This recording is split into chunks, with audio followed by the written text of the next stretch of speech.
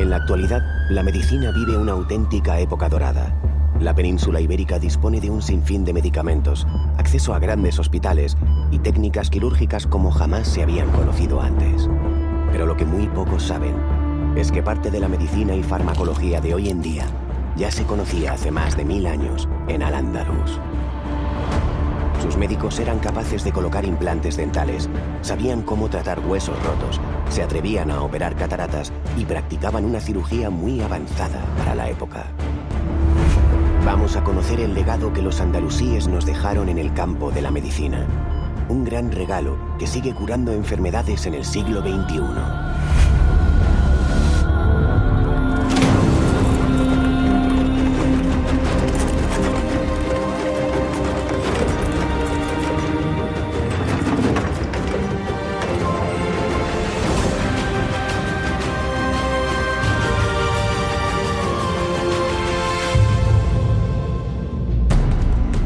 Durante casi 8 siglos, los musulmanes estuvieron asentados en gran parte de lo que hoy conocemos como España y Portugal. En este periodo de tiempo, en Al-Ándalus se vivió una época de innovaciones y conocimientos, muchos de los cuales siguen vigentes en la actualidad. El legado científico de los árabes en Al-Ándalus es sin duda una de las grandes capitales que posee la cultura europea y mundial. Algunos de los personajes de la España no andalusí venían a curarse con los médicos árabes, o sea, realmente era la cuna del saber médico. Se podría hacer una larguísima relación de andalusíes ilustres. Sin ellos no podríamos entender buena parte de los conocimientos actuales. ¿Quiénes eran esos médicos andalusíes? ¿Hasta qué punto aquellos sabios han influido en la medicina y farmacología actuales? Az-Zahrāwī fue un médico y lo conocemos sobre todo por su obra. Su obra es una inmensa compilación de cerca de 1500 páginas de todos los aspectos de las diversas ramas de la medicina, acabando con un apartado dedicado a la cirugía. Toda mi experiencia y conocimientos se concentran en esta extensa obra. Han sido 40 años escribiendo de la forma más sencilla y didáctica lo que un médico ha de saber de este oficio. Escribió este manual porque debía tener un grupo de discípulos a los que enseñar y porque en aquella época no había muchos manuales. En el tratado de Az-Zahrāwī se dedica una amplia descripción a los procesos que tienen que ver, por ejemplo, con oftalmología, traumatología, odontología, etc. Aquí toda persona que se dedique a este menester encontrará respuestas a cualquier problema de salud. Desde curar caries o escayolar una pierna, hasta intervenir mediante cirugía la dolencia de un enfermo. Al-Zahrāwī nació en Medina al-Zahara, vivió 78 años y dejó un legado extraordinario para la cirugía. Los principios que fundamentó Al-Zahrāwī dan origen realmente al atlas quirúrgico actual. Sin Al-Zahrāwī no sabemos cuándo se hubiera iniciado el diseño de la cirugía moderna. ¿Por qué es su legado tan importante en la cirugía actual? ¿Las operaciones que hoy conocemos serían muy diferentes sin las aportaciones de este sabio andalusí? Además de Az-Zahrāwī, una gran cantidad de médicos, a partir de finales del siglo IX, dejarán una evolución bastante notable en todos los ámbitos de la medicina. Como por ejemplo Al-Ghafiqi, que de Córdoba desconocemos prácticamente cómo fue su vida, sí que conocemos su obra y conocemos su descripción de cómo era una operación de cataratas.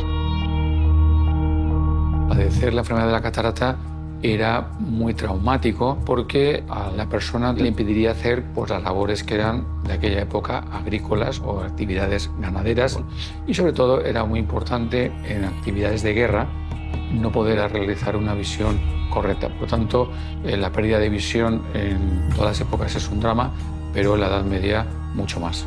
La técnica de la operación de las cataratas en Al-Ándalus era conocida en Oriente, pero también era conocido en el mundo griego y el mundo romano. Hace más de 1000 años, En la península ibérica, médicos como Al-Gafeki ya realizaban operaciones de cataratas. Pero, ¿cómo eran aquellas intervenciones quirúrgicas? ¿Recuperaba el paciente la visión del ojo? ¿Utilizaban alguna clase de anestesia? Sabemos que para ciertas operaciones de cirugía sí que se utilizaban anestésicos. No se dicen para este caso concreto, luego podemos pensar que no. Al-Gafeki curiosamente describe cómo colocar al paciente. Él ponía al paciente de frente suyo, sujetaban la cabeza y entonces él accedía al ojo por la parte superior. Y con un punzón que tenía una cabeza puntiaguda pero triangular, se presionaba, se hacía una pequeña hendidura en la superficie y se presionaba el cristalino hasta que se desplazaba hacia un lado la catarata. Simplemente se retiraba el cristalino vitrificado, luego no se recuperaría más que parcialmente la visión. También explica detalladamente cómo hacer el posoperatorio, es decir, cómo tratar a ese paciente con manteca de cerdo, con aceite de rosas y el vendaje que había que poner para tener un posoperatorio que fuera menos traumático. El haber perfeccionado mucho la técnica andalusí, el tener una tecnología que sea muy avanzada, ha permitido que un problema que podía ser muy extenso tenga una solución bastante rápida hoy en día. Al-Gafeki fue uno de los primeros cirujanos que se atrevió a operar cataratas en la península ibérica. Pero ¿sabemos si alguno de los conocimientos que aplicaba se siguen utilizando en la oftalmología actual? Al-Gafeki era un adelantado en su época. Él describe perfectamente una cosa muy curiosa que hacemos hoy en día, que es tapar el otro ojo que nos vamos a operar para evitar que hubiera movimiento.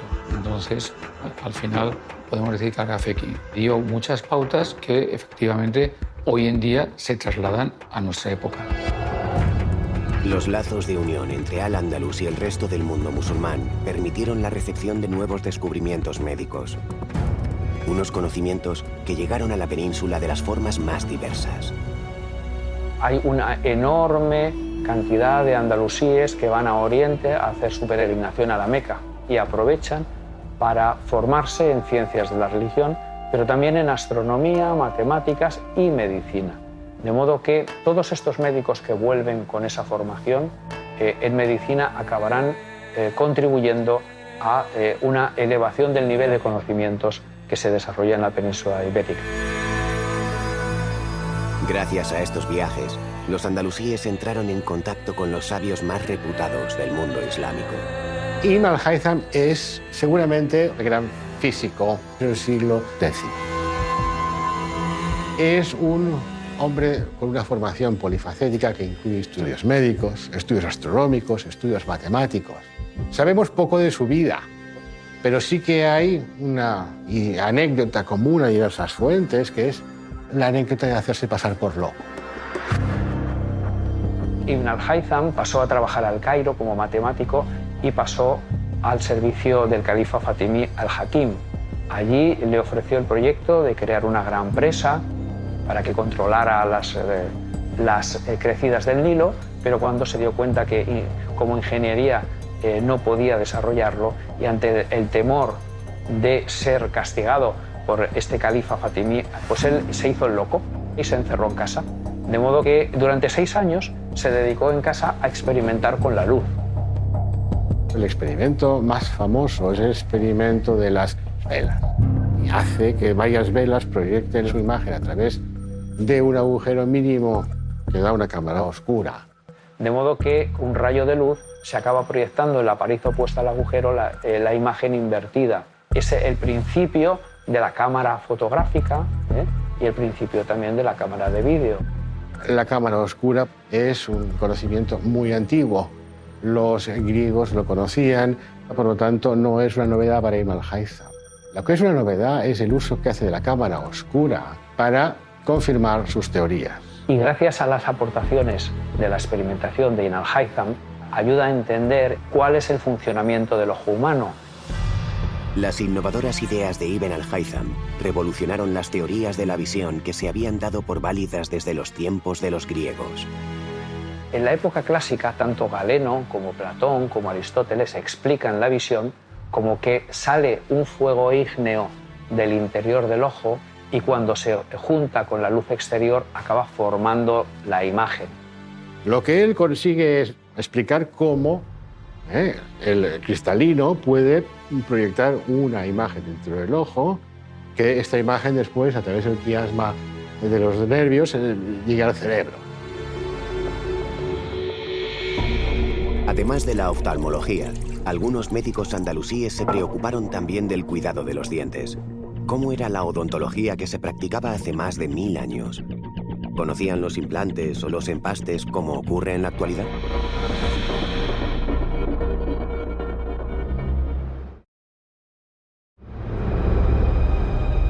En el siglo XVI, Miguel Servet murió quemado en la hoguera. Su pecado: escribir varios libros que fueron denunciados como contrarios a la religión cristiana por sus posturas antitrinitarias.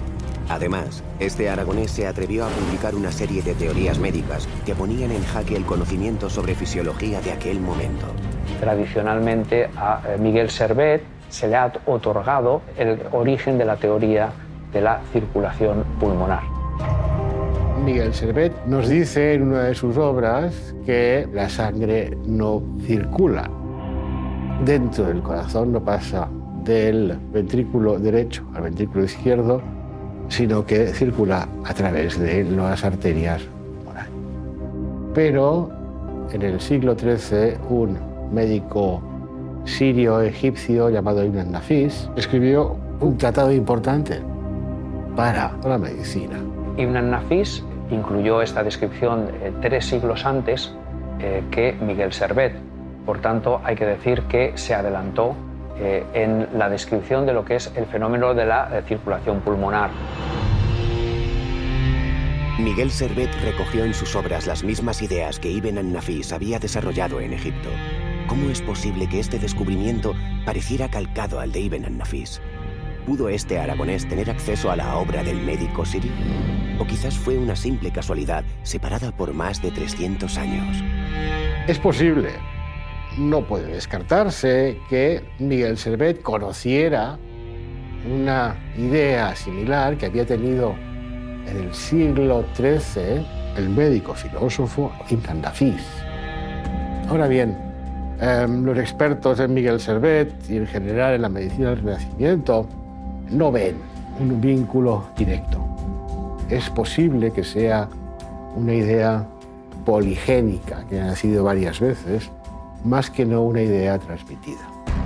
Hasta el momento no existen pruebas concluyentes de que Miguel Servet tuviera acceso a la obra de Ibn an-Nafis. Lo que sí sabemos es que tratados como el del cordobés Al-Zarawi han contribuido al desarrollo de la medicina moderna. El Tratado de Al-Zarawi es un documento de primer orden, porque nos explica lo que la medicina de la época era capaz de hacer. En el Tratado de Al-Zarawi encontramos que se dedica una amplia descripción a los procesos que tienen que ver con la odontología. Al-Zarawi aportó muchas cosas al campo de la odontología, empezando por la prevención. La higiene bucal fue en Al-Ándalus siempre muy cuidada como un aspecto más de la higiene personal. No solamente Al-Zarawi le daba mucha importancia a la salud bucodental, sino que el pueblo en general, en Al-Ándalus, en aquella época, tenía como que era de vital importancia. El Corán prestaba muchísima atención a lo que era la higiene corporal. De hecho, era un precepto necesario para ser un buen musulmán. Además, los musulmanes tienen que enjuagarse la boca como 5 o 7 veces al día. Es decir, es necesario antes de orar el tener limpia la conciencia y limpio el cuerpo desde la boca hasta el resto del organismo. Con lo cual, esto es herencia del Corán. Cuando vemos los cementerios en Al-Ándalus y uno va a ver los arqueólogos, te sorprende cómo aparecen algunas caries, pocas, pero generalmente encuentras que las mandíbulas son bastante completas y bastante bien conservadas. Es decir, esa es la constatación real y efectiva de que esta higiene bucal era muy importante. Una buena limpieza de boca evita que los dientes se enfermen. Pero si, por desgracia, hubiera que extraer alguna pieza dental, hay que asegurarse cuál es la enferma, porque a veces el dolor engaña al paciente y se saca la muela sana. Al-Zahraoui entendía que había que tener mucho cuidado a la hora de hacer una extracción para que no se quedaran las raíces dentro del hueso, para que no se rompiera la muela, de manera que entendía que eso eran infecciones potenciales. En el tratado de Al-Zahraoui encontramos tanto las restituciones de pieza o los implantes, como también los empastes. Resulta impactante saber que en el siglo X los médicos andalusíes usaban los empastes para salvar las piezas dentales de sus pacientes. Pero, ¿qué sustancias utilizaban? ¿Resistían tanto como los que utilizamos hoy en día? Tenemos delante las sustancias que utilizaba Al-Zahraoui para fabricar sus empastes, y ahora voy a intentar recrearlo, voy a intentar simular lo que él hacía con sus manos con los mismos materiales o similares. Aquí tenemos almáciga, que es una resina que en este momento está en consistencia sólida, aquí ya la tenemos en consistencia líquida, y tenemos el alumbre, que es un mineral rico en sales, que al mezclarlo pues tendrá una consistencia, se espera, similar a la de los empastes actuales.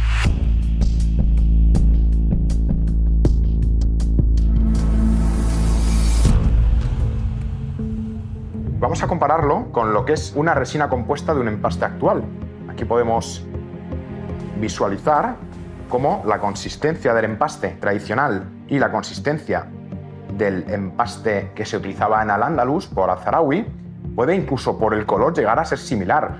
Vamos a simular lo que sería un empaste. Aquí podemos ver, por ejemplo, esta muela en la cual he provocado una cavidad. Llama mucho la atención que en su momento ya se pensara en que se podía aplicar determinadas sustancias para que no se infectara más y además protegían la muela para que no se rompiera. Fijaos que en unos pocos segundos se ha adaptado perfectamente a todas las paredes de la cavidad que yo he generado, con lo cual me encuentro gratamente sorprendido por la respuesta que ha tenido la mezcla de estas dos sustancias naturales que utilizaba Al-Zahraoui en la época para crear o fabricar estos empastes, porque da la sensación de que la consistencia es muy similar a la de los empastes actuales, incluso la coloración y la manera de trabajar el material. Pero he visto que en unos pocos segundos solidifica de manera definitiva, con lo cual el único pero que les pondría es que había poco tiempo de trabajo. Es impresionante el legado que nos ha dejado Al-Zahraoui con respecto a la salud de la boca. Esto, tratándose de hace más de 1000 años, pues lógicamente es un hito que ha marcado completamente la odontología y la ciencia. Sabios andalusíes como Al-Zahraoui comprendían, como ocurre en la actualidad, que la higiene bucal prevenía el deterioro y la pérdida de piezas dentales. ¿Cómo se limpiaban los dientes hace 10 siglos?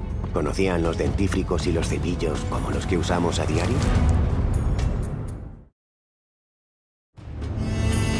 La higiene bucal fue en Al-Ándalus siempre muy cuidada como un aspecto más de la higiene personal.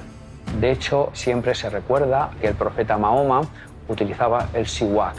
Un siwak era el cepillo que él utilizaba y que hacía con determinadas hebras y con determinadas raíces de algunas plantas con las cuales se cepillaba todos los días, muchas veces al día, antes de rezar. Pidió a la gente que le rodeaba que por favor incluyeran este cepillo de dientes rudimentario para que en esa nueva vida pues, pudiera seguir con su higiene al lado de su Dios, en este caso. Los primeros musulmanes ya usaban unos rudimentarios cepillos de dientes para prevenir caries y posibles infecciones bucales. Esto nos lleva a preguntarnos si acompañaban el cepillado dental con dentífrico como hacemos en la actualidad.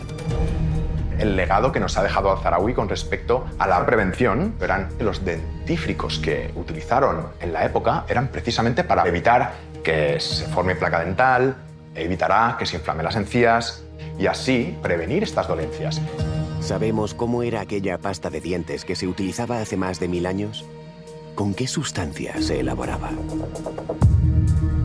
Ahora vamos a simular lo que era la pasta dentífrica de la época. De hecho, aquí tenemos el hidróxido de calcio. Para conseguir esta sustancia, los médicos de la época utilizaban sales cáusticas que mezclaban con agua destilada, la dejaban reposar durante 3 días y ponían un paño húmedo para conseguir esta consistencia de hidróxido de calcio. Aquí lo tenemos ya hecho directamente y le ponían algunas esencias de frutas, como por ejemplo esta esencia de uva, pues para darle un aroma a la pasta dentífrica que fuera más agradable para el paciente.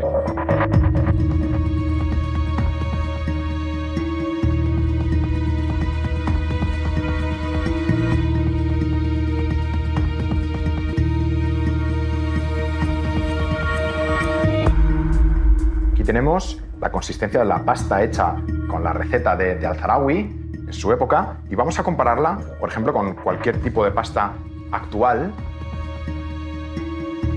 Llama la atención que ya a simple vista el color y la consistencia es muy parecido. Y el aroma de la pasta también es agradable. Puede llegar a tener incluso similitudes con el olor de algunos dentífricos actuales. El resultado me parece sorprendente y de hecho yo, como odontólogo, no tendría ningún problema en cepillarme los dientes con esta pasta. Desde luego, mal no me haría. Esta pasta sería tan efectiva como la que puedo comprar en un supermercado. Como ocurre en la actualidad, el cepillo de dientes y el dentífrico ayudaban a los andalusíes a mantener una boca limpia y sana. ¿Qué ocurría cuando estos métodos no funcionaban y se perdía alguna pieza dental? ¿Qué tratamientos proponían los médicos de aquel entonces? Cuando un paciente perdía un diente, pues ciertos médicos de la época tallaban huesos de animales como si fuera un diente humano y los implantaban. Y entonces con hilo de oro o con hilo de plata, apoyándose en las piezas que están bien fijas, se iba hilando alrededor del diente. Lógicamente, estos materiales que utilizaban en aquel momento pues no son estables en el tiempo y además en muchas ocasiones fracasaban. Pero esta fue la base de lo que es la odontología actual. La medicina bucodental que se practicaba en Al-Ándalus podía prevenir y curar muchas enfermedades relacionadas con la dentición, pero ¿estaba al alcance de toda la población andalusí? ¿Las clases humildes también tenían acceso a estos avances en el campo de la odontología? A pesar de que era la época de oro de la odontología antigua, esta no era accesible a toda la población. En realidad, cuando alguien tenía un dolor de muelas, se iba a la plaza de su pueblo y el primer barbero que encontraba le arrancaba la muela cogiendo su cabeza entre las piernas para que el paciente no se moviera y arrancarle directamente la muela. Y esto hoy en día, por supuesto, sería una locura. Los médicos andalusíes aconsejaban a sus pacientes mantener una buena higiene dental como medida preventiva para evitar enfermedades bucales. ¿Qué otras recomendaciones daban los médicos a sus pacientes para cuidar su salud? La alimentación y la higiene son los dos primeros pasos, forman los fundamentos de la medicina preventiva. La verdad es que la dieta musulmana introdujo cambios revolucionarios respecto a lo que en aquel momento en España los pobladores fundamentalmente visigodos hacían, porque incorporó alimentos de mucha calidad. Incluso hay una anécdota preciosa de Sancho el Craso, Craso que significa gordo, que quería ser rey de Navarra, pero que con ese aspecto tan grasiento y tan poco noble no podía serlo, y su abuela lo llevó a la corte de Ramán III. Allí lo puso bajo tratamiento el médico judío Haslaim Saprut, que le mantuvo 40 días a base de infusiones y haciendo ejercicio. Al principio a caballo y luego haciendo ejercicio más intenso, de modo que perdió suficientes kilos para que pudiera recuperar y demostrar que no era una persona incapaz por su obesidad para ser rey. Los médicos de andalusíes tenían muy en cuenta la dieta. De hecho, ellos heredan el concepto griego de dieta como manera de vivir para prevenir enfermedades y para curarlas. Esas enfermedades, por ejemplo, respondían o bien a cálculos biliares o algún problema digestivo. Se trataba con un tipo de alimentos muy fácilmente digestibles, dietas blandas, se eliminaban las frituras, es decir, algo muy parecido a lo que ha persistido siglos después para tratar las enfermedades digestivas. Para los sabios musulmanes, una alimentación adecuada ayudaba a mantener una buena salud. Uno de sus médicos logró relacionar cada alimento con los beneficios que aporta a nuestro cuerpo. Abenzoar fue uno de los grandes sabios andalusíes. Él nace en el siglo XI en Sevilla. Él escribió el Tratado de los Alimentos, donde describía todos los alimentos, sus propiedades y cuáles eran buenos o malos. Él recomendaba, decía, como muy buenos todas las aves de corral, el cordero en cierta manera, también los lácteos fermentados, los pescados, y hablaba, bueno, pues de que las frituras en general no eran muy recomendables. Él habla a favor de los frutos secos. porque hay que comer todos los días de eso. Esto lo ha demostrado hoy día al máximo nivel científico, que el consumo de frutos secos mejora y previene la enfermedad cardiovascular, alarga la vida. Entonces ellos, al hacer que esto sea un alimento, están dándole la máxima importancia. A mí una de las cosas que me parece más interesantes, incluso a reivindicar hoy día, es que alguno de los grandes sabios andalusíes llega a decir que el comer mucho es el veneno más importante para un ser humano, ¿no? Porque lo intoxica. Los musulmanes sabían que la nutrición era una manera de prevenir y también de curar enfermedades. Pero si los alimentos eran insuficientes para sanar a un paciente, manejaban una larga lista de medicinas que contenían ciertas sustancias que aún se usan en la farmacología actual.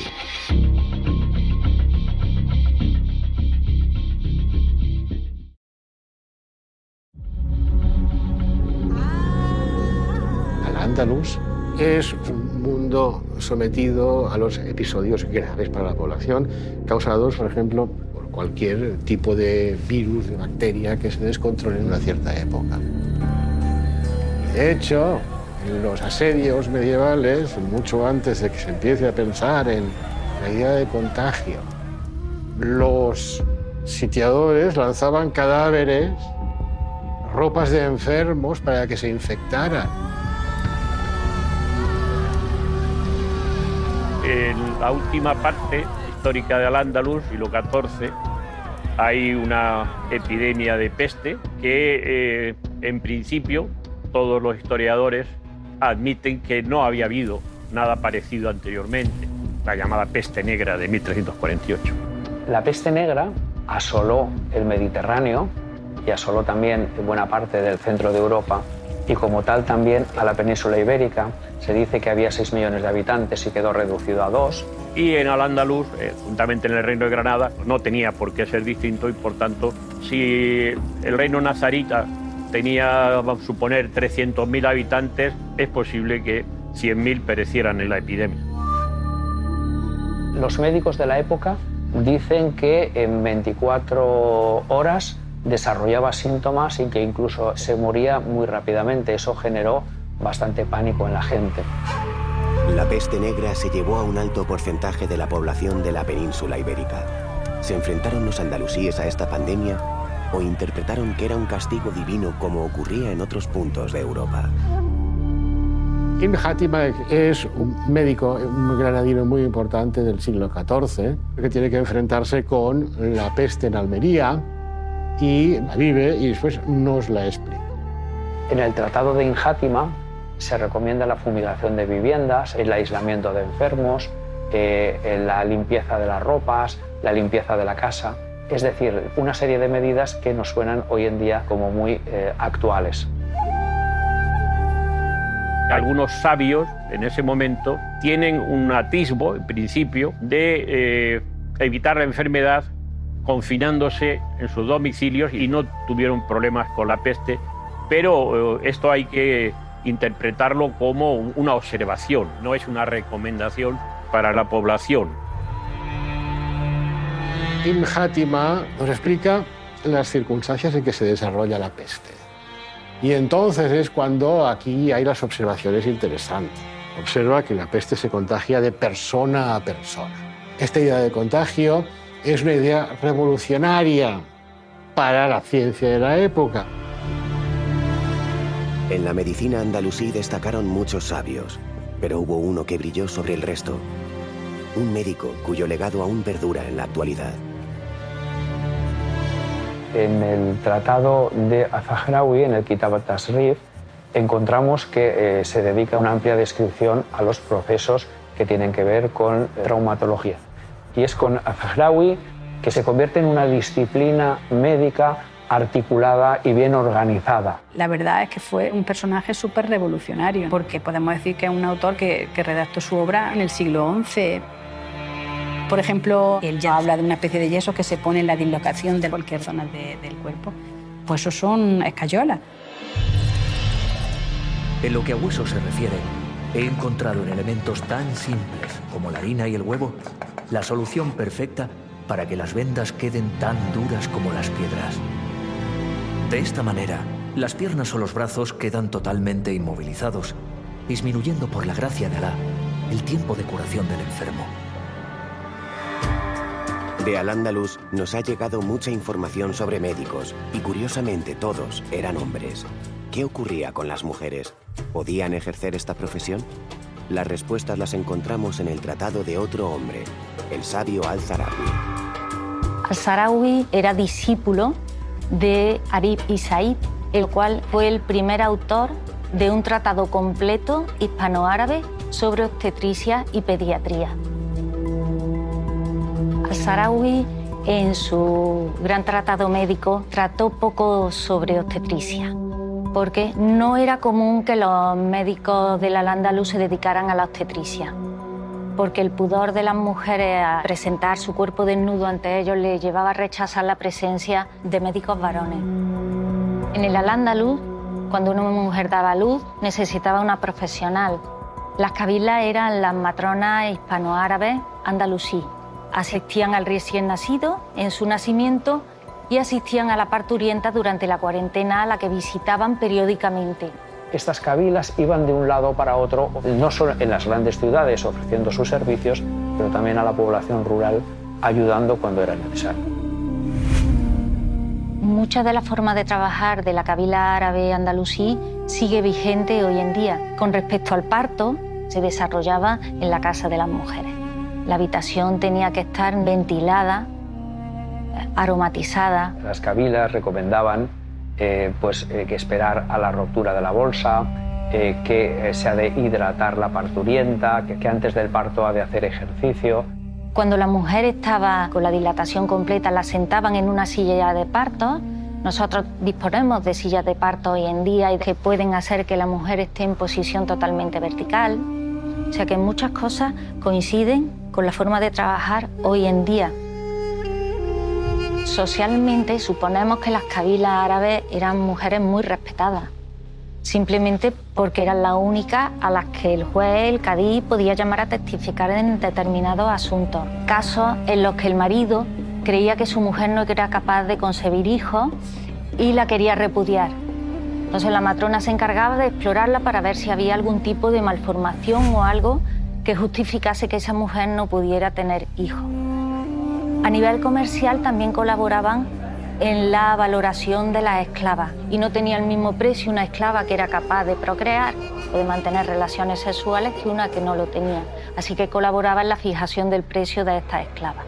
Por lo tanto, era una labor muy compleja y variada. Además de la obstetricia, Al-Zarawi investigó sobre casi todos los campos de la ciencia médica. Pero según muchos historiadores, fue en cirugía donde más destacó. Pero, ¿qué aportó realmente a las operaciones quirúrgicas? ¿Por qué es una figura tan respetada dentro de la medicina de hoy en día?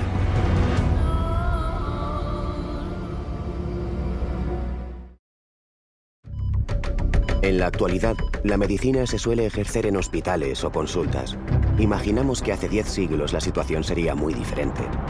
Aquellos médicos andalusíes, ¿dónde trataban a sus pacientes? La medicina científica es una medicina relativamente cara que está sobre todo al alcance de las clases altas. En este sentido, es el palacio y su entorno, la dinastía califal y todos sus satélites los que promueven en buena medida este florecimiento de la medicina. Los mejores médicos ejercían su profesión en palacio al servicio de las clases altas andalusíes. Una situación muy diferente era la que vivía el resto de la sociedad. En Al-Ándalus, la población acudía a casa del médico y allí éste le pasaba consulta. Hay noticias de la larga fila de sillas que había en las consultas de determinados médicos y esto hablaba de la fama del mismo. Por otro lado, hay que decir que en Oriente encontramos desde el siglo IX y desde el siglo X esa proliferación de hospitales. Por tanto, el hospital viene de Oriente, del mundo persa. El primer hospital que se construye en Al-Ándalus es el Maristán de Granada. Un hospital que se construye muy tardíamente, ya en el siglo XIV, No se puede comparar con hospitales de Oriente que tenían capacidad para 3.000 pacientes.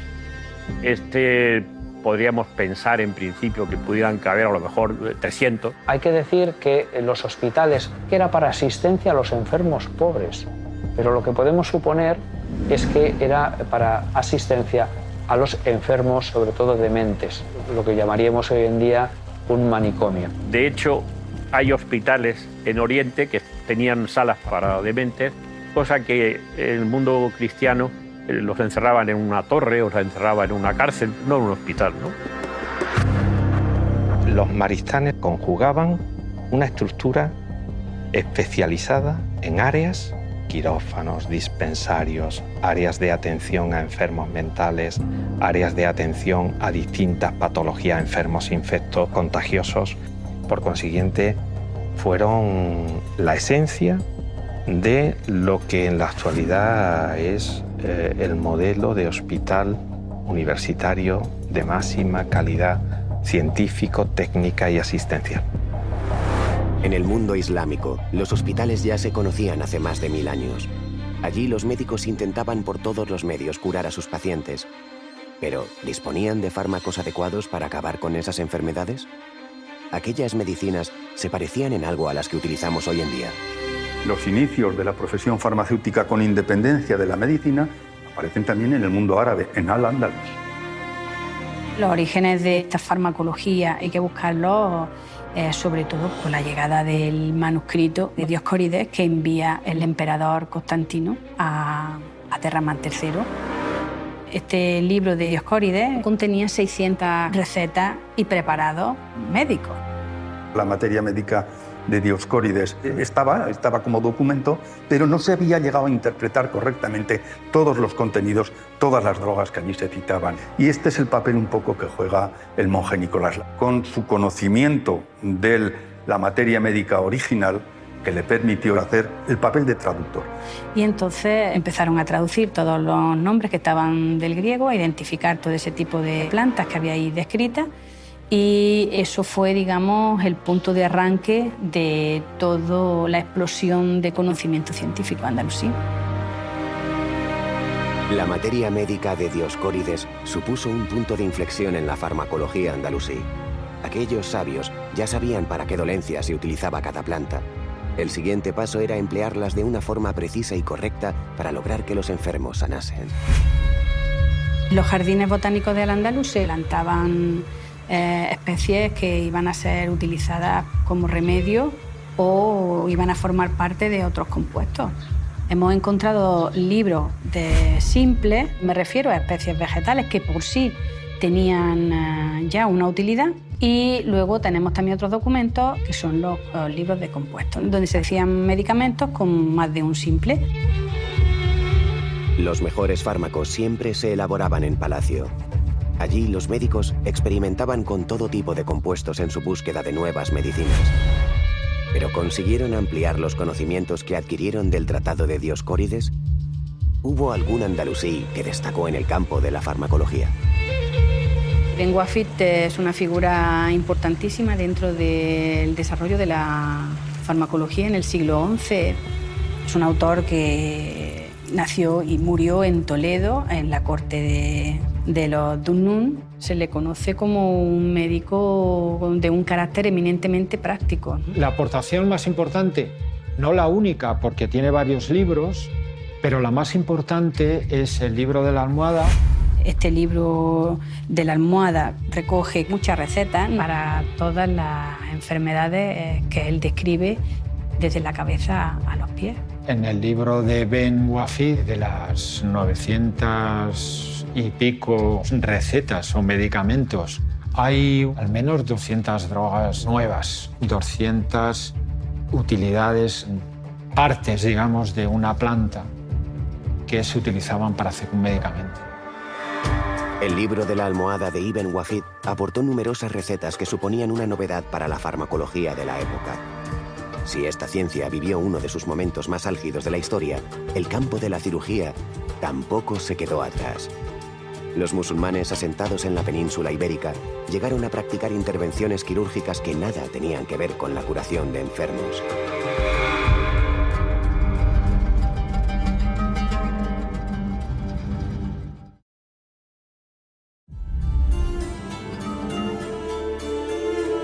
embellecimiento y la higiene eran costumbres muy arraigadas en Al-Ándalus, un reino que formaba parte del Islam. Estaba indicado por las autoridades también religiosas, que las personas cuidaran mucho de su imagen y que estuvieran limpias, una parte importante en la sociedad. ¿Esta preocupación por la higiene y también por el embellecimiento tuvo alguna repercusión en la medicina? Hubo médicos que se volcaron en solucionar problemas relacionados con la estética. Si bien no era costumbre hacer intervenciones estéticas por embellecer solamente, sí hay costumbre para hacer intervenciones con el fin de arreglar algo que estaba mal.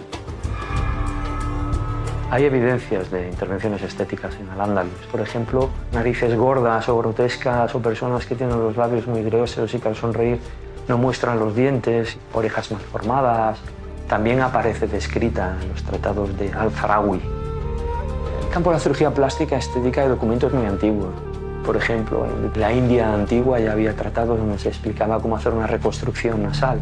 En Grecia hubo publicaciones también importantes de algunos procedimientos estéticos, pero sobre todo en Al-Ándalus se habló con más claridad de cirugía plástica.